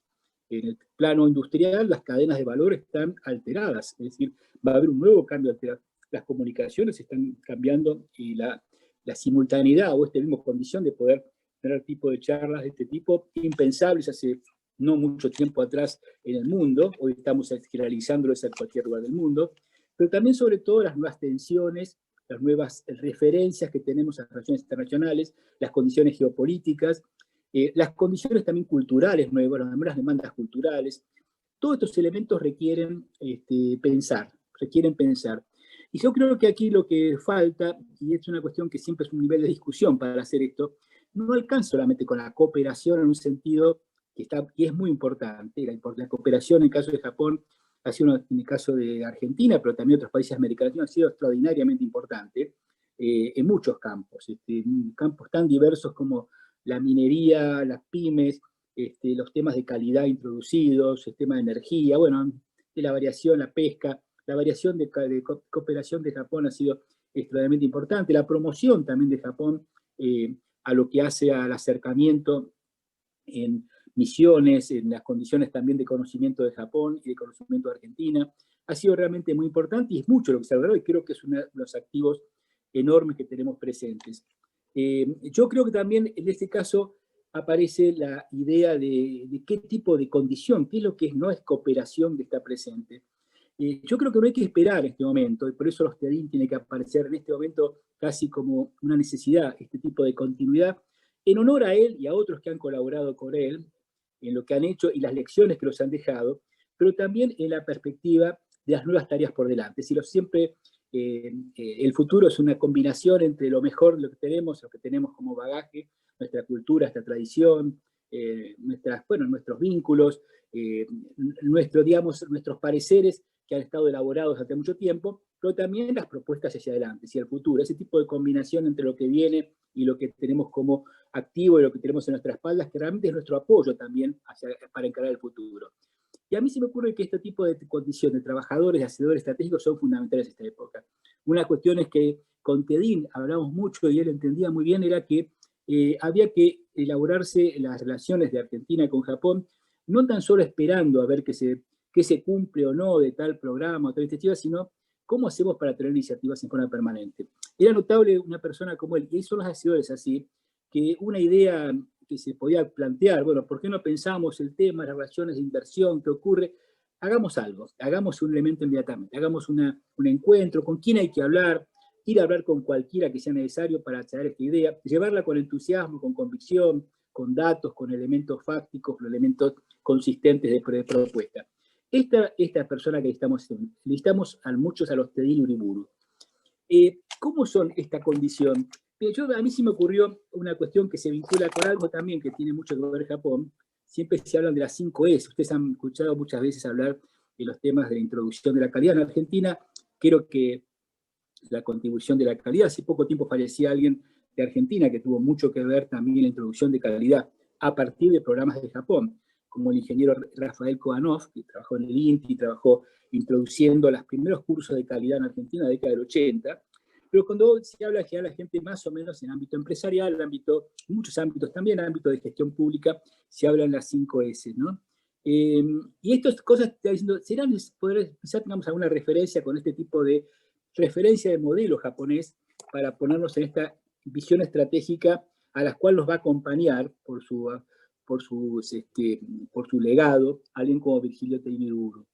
La 5S tiene algunas ideas, dice, por ejemplo, separar lo que es innecesario, es decir, y al revés, situar lo que es necesario. Bueno, tiene que ver también con suprimir lo que es sucio, es decir, suprimir lo que molesta y de alguna manera también ensucia y de alguna manera no permite la claridad. Señalar las anomalías, es decir, lo que es anormal hay que señalarlo, de tener cierta honestidad de que las cosas no funcionan y corregirlas, hacerlo. Y siempre seguir mejorando. Estas son las 5S básicamente.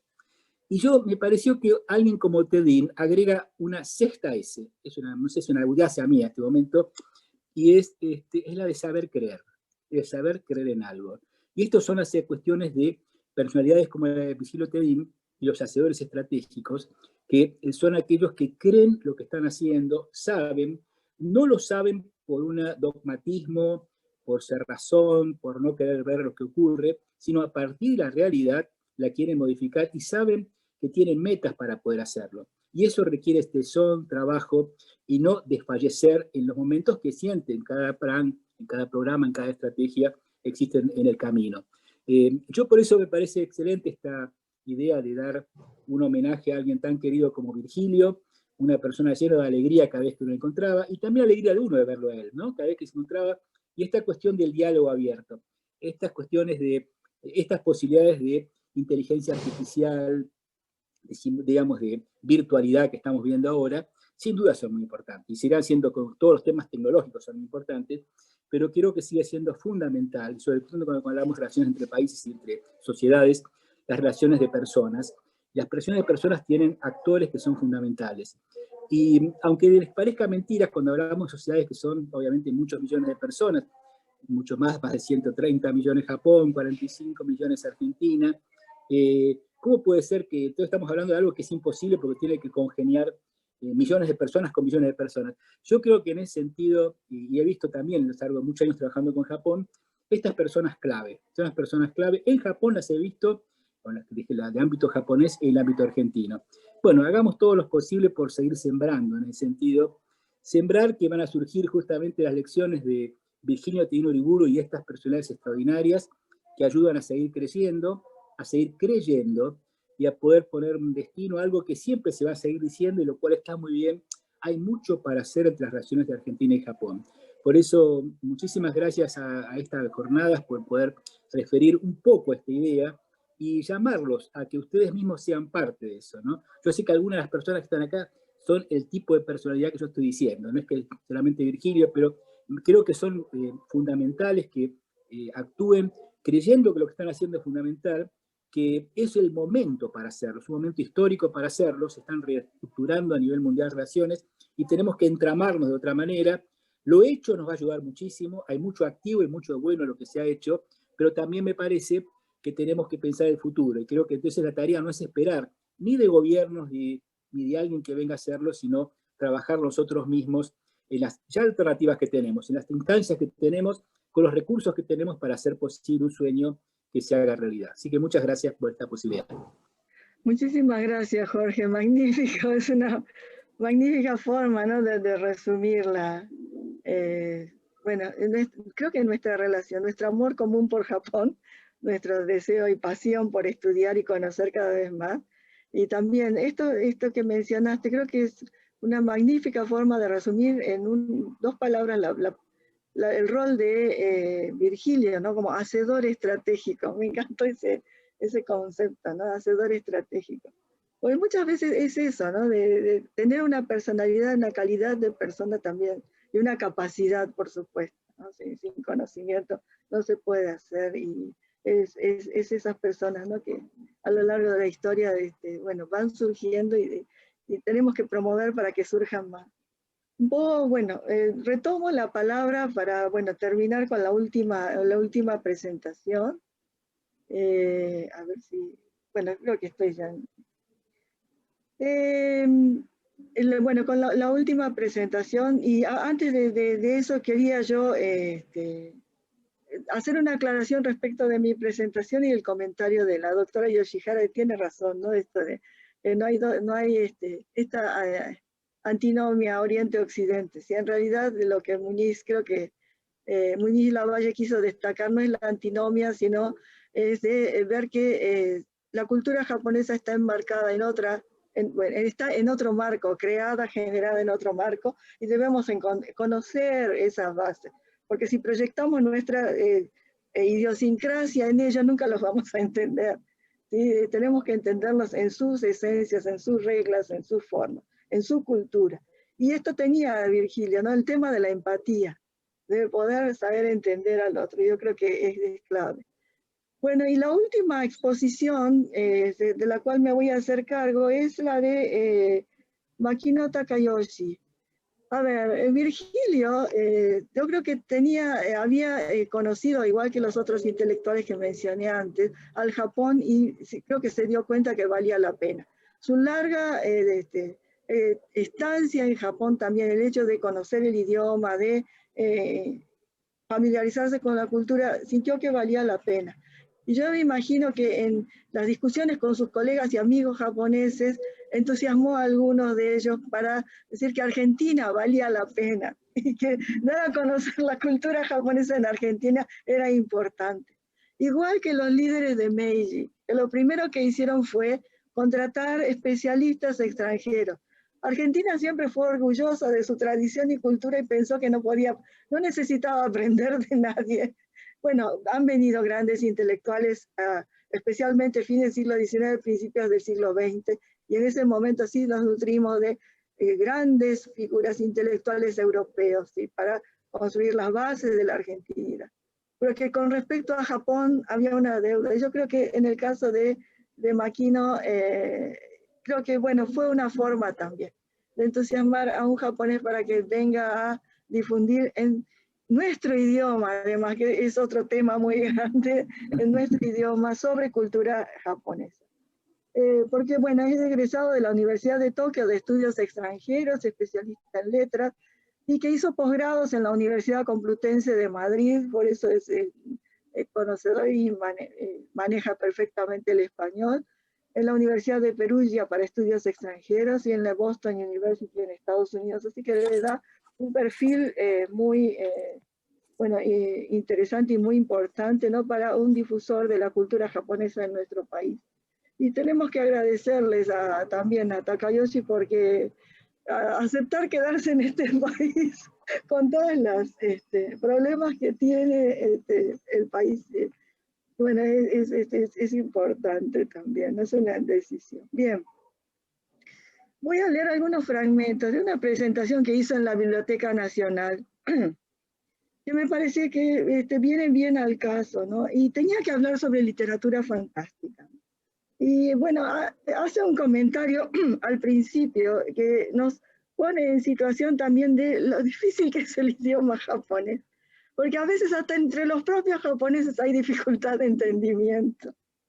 Cuando me llamó el agregado cultural de la Embajada del Japón, con quien por supuesto hablamos en japonés, Preguntándome si estaba en condiciones de participar de un panel sobre fantasy novel, lo primero que me vino a la mente era el tipo de literatura estilo Harry Potter o la novela Crepúsculo de Drácula, ¿no? Porque en Japón fantasy novel es un género muy importante en términos de venta, escritores, la mayoría muy jóvenes, y por el interés que despierta, es un género muy importante entre los lectores. Lamentablemente no conozco este tipo de literatura orientada principalmente a los adolescentes, pero cuando hablé con los organizadores de la Biblioteca Nacional, me di cuenta de que no se trataba de este tipo de fantasy novel, o fantasy shousetsu en japonés, ¿no? Sino que de lo que en Japón se conoce como Genso Shousetsu, al estilo de Edgar Allan Poe o Howard Lovecraft. Entender qué es lo que se me pedía me tranquilizó un poquito y por eso decidí aceptar la invitación. Este episodio puede parecer un mero malentendido de traducción. Pensándolo bien, es un punto central que nos puede mostrar cuál, o mejor dicho, cómo es la literatura japonesa y al mismo tiempo cuál es el carácter del pensamiento de los japoneses.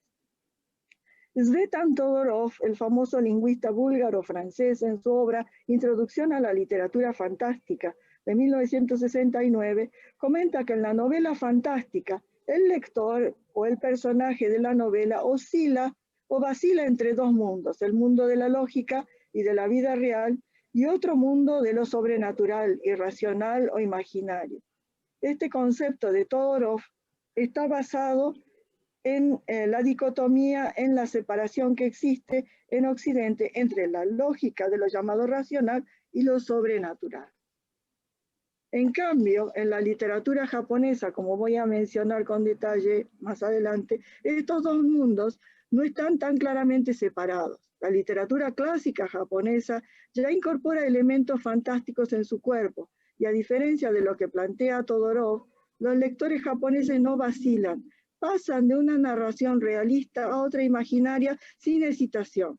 No diferencian categóricamente los dos mundos, y por esto mismo yo creo que hay necesidad de dos términos diferentes, como mencioné antes: fantasy, como inverosímil, infantil, y genso, que si bien es imaginario, está más allá de la vida real, pero comparte espacio con nuestra vida.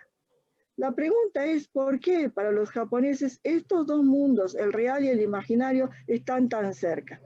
Mientras los occidentales tratan de descifrar al mundo objetivamente, mostrarlo de la forma más real o lógica, los japoneses tratan de disolverse en el mundo.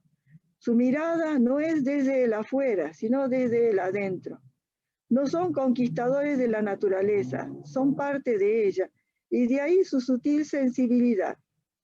Privilegian la mirada desde dentro del entorno, en lugar de la mirada desde fuera, la del realismo, que constituye la base del pensamiento occidental.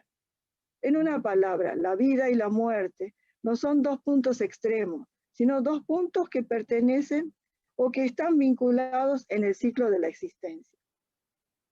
Pregunto, ¿se me escucha bien, no? No hay problema. Bien, perfecto, continúa. Gracias, señora Maya. Yasunari Kawabata fue el primer premio Nobel de Literatura del Japón en el año 1968. A pesar del espíritu modernista que impregna sus primeras obras, Kawabata termina su vida como un escritor inmerso en un concepto de la belleza tradicional del Japón. El país de la nieve, una de sus novelas más conocidas, donde se narra la relación de un escritor llamado Shimamura y una geisha llamada Komako, comienza con uno de los párrafos de la literatura japonesa más populares. El tren salió del túnel y se internó en el país de la nieve. La oscuridad de la noche se volvió blanca. Es lindo, pero para mí, Makino, ¿no? Más que una descripción geográfica, es una descripción de la entrada de Shimamura a otro mundo, a otra dimensión. El país de la nieve, el país de Komako es, como expliqué antes, para el teatro no, por ejemplo, el mundo de los muertos, el mundo de un pasado idealizado. Para Shimamura, es decir, para Kawabata, el encuentro con el pasado le permite recrear el mundo tradicional del Japón, reconstruir la red de la sociedad que el Japón de esa época había perdido. Kawabata no es estrictamente un autor de literatura fantástica, pero los elementos que utiliza en sus novelas del pasado, la memoria, lo que permanece del pasado, está muy cerca del Gensō Yosetsu o novela fantástica. Murakami Haruki es el escritor japonés actual más conocido en todo el mundo, inclusive en Japón. Es escritor, no todo el mundo conoce a Murakami Haruki. ¿De dónde proviene su popularidad? ¿Es por ser un escritor que tiene una mirada occidental o es por su universalidad? A mí me parece que es un escritor que representa cabalmente la literatura tradicional del Japón. Murakami comienza escribiendo al finalizar de los años 70. El Japón de posguerra fue el Japón del milagro económico que transformó a la sociedad.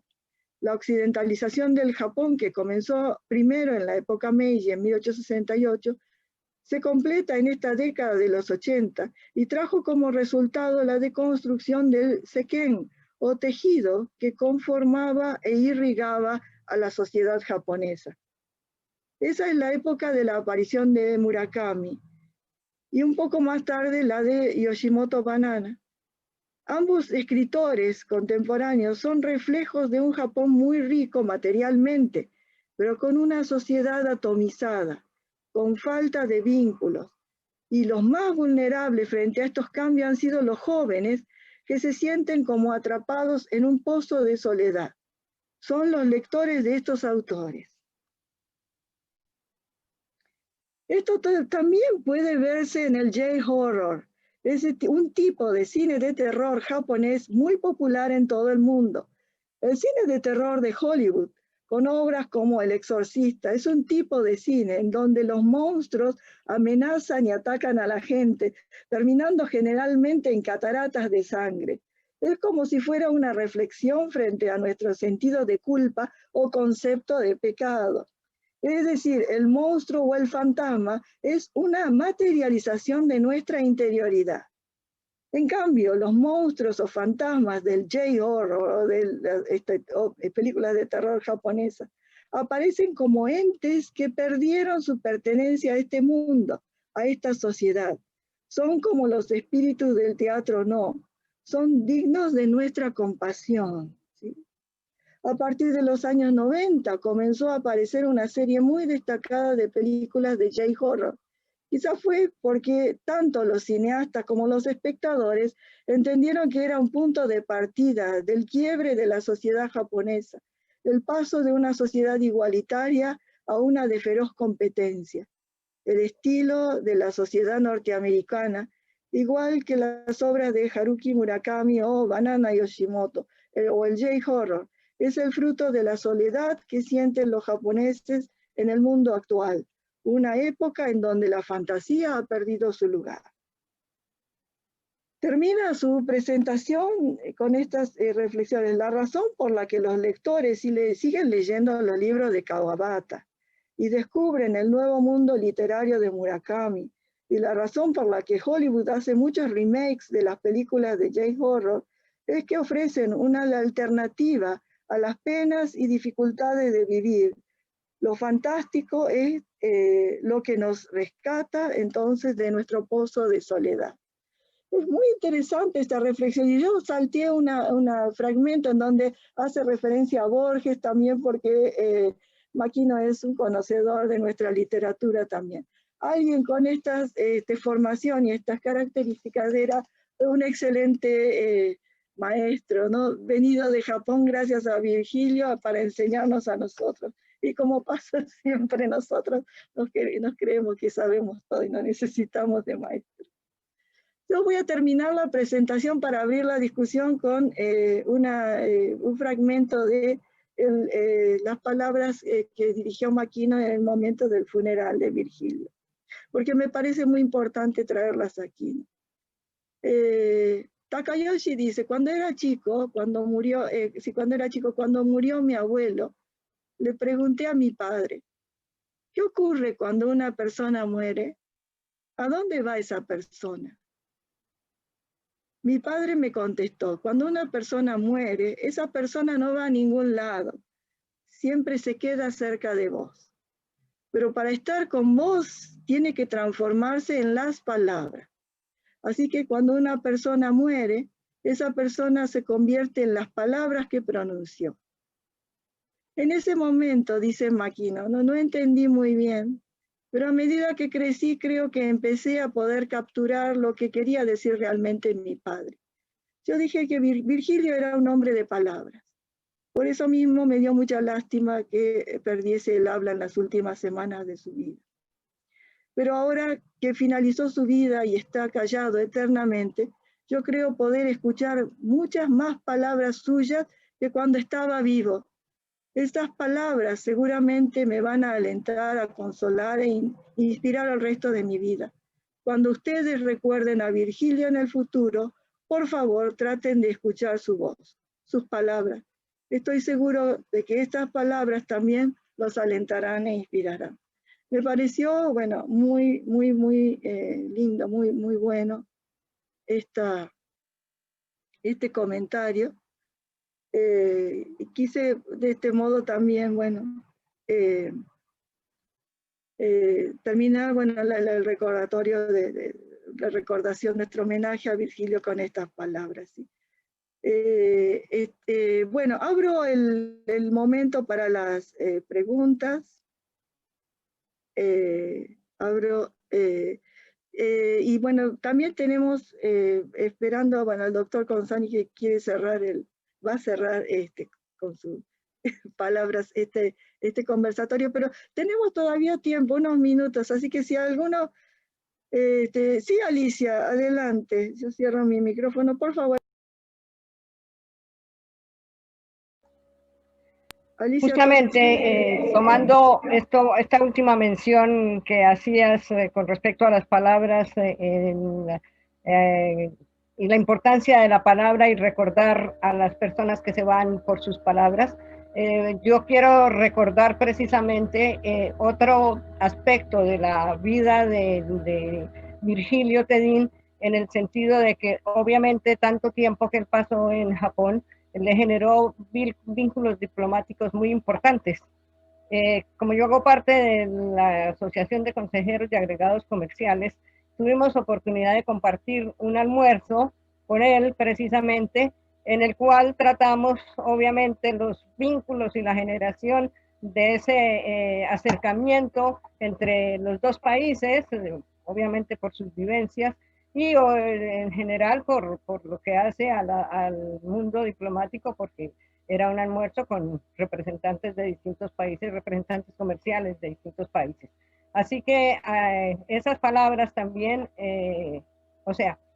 también lo recordamos por las palabras y por sus acciones en distintos ámbitos en los cuales se movió, se desempeñó y obviamente dejó muchos mensajes que hoy día indiscutiblemente podemos traer y rememorar acá. Muy bien, muchas gracias, Alicia. No sé si alguien más quiere, si no voy compartiendo lo que apareció fue apareciendo en el chat. Bueno, personas que señalan lo interesante que ha sido todo. Consultas a Gabriela que está pasando también información por el chat, asómense al chat para más información. Cristina Soncini, muchas gracias a todos los expositores. Germán Domínguez, muchas gracias por la invitación y felicitaciones a las y los disertantes. Preguntan si, bueno, va a estar grabado, sí va a estar grabado y va a aparecer, creo que está en YouTube. Bueno, no sé si alguien más quiere hacer algún comentario. Mientras tanto, bueno, vamos a ir preparando ya el cierre de...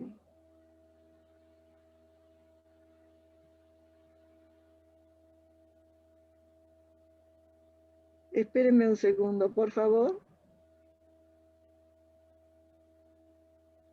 Espérenme un segundo y entonces vamos cerrando. Bueno, les agradezco a todos expositores por las presentaciones. Creo que todos han presentado desde sus disciplinas y perspectivas importante información, ¿no? Sobre Japón, y también, bueno, el aporte de Virgilio, ¿no? de esas, de distintas maneras, ¿no? Siguen agradeciendo, hay gente que dice que fue muy interesante, gracias a todos. Bien. Bueno, mientras esperamos unos minutos,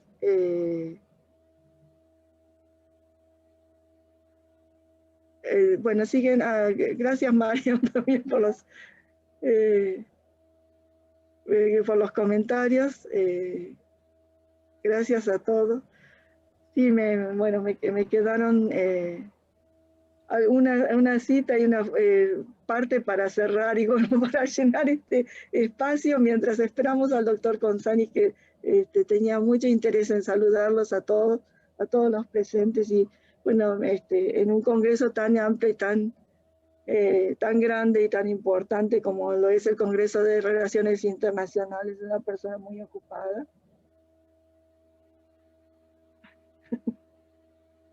Bueno. Bueno, esperamos sí, unos minutos más, y les pido, y antes de cerrar, un segundo, ordenando mis papeles.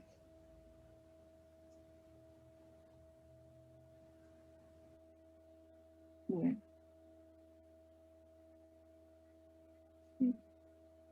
Bueno, no demorarnos más. Parece que hay problemas técnicos y no se puede conectar.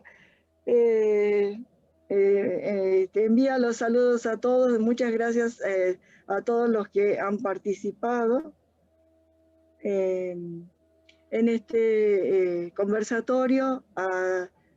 Bueno, todas las personas que han asistido, les agradezco mucho, y especialmente, por supuesto, a todos los expositores por haber respondido a este llamado y haber compartido ese espacio. Gracias a ustedes por colaborar y haber podido armar este espacio. Bueno, no los voy a detener más. En 10 minutos comenzará el siguiente espacio.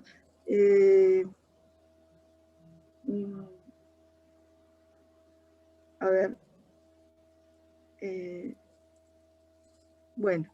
Gracias, Cecilia, por la convocatoria. La verdad, temas muy, muy interesantes, desde lo histórico, lo jurídico, lo antropológico, las vivencias personales con Virgilio, que definitivamente nos deja en la memoria muchas cosas para, digamos, tomar desde las actitudes y el relacionamiento bilateral Argentina-Japón, y personal también, porque como amigo, como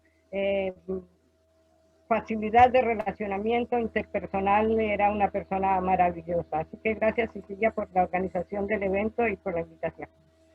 Muchísimas gracias, Alicia. Bueno, damos por finalizado entonces el evento. Reitero mi agradecimiento a todos y todas, y nos estamos viendo en una próxima oportunidad. Esperemos que podamos vernos personalmente a todos. Gracias y buenas tardes.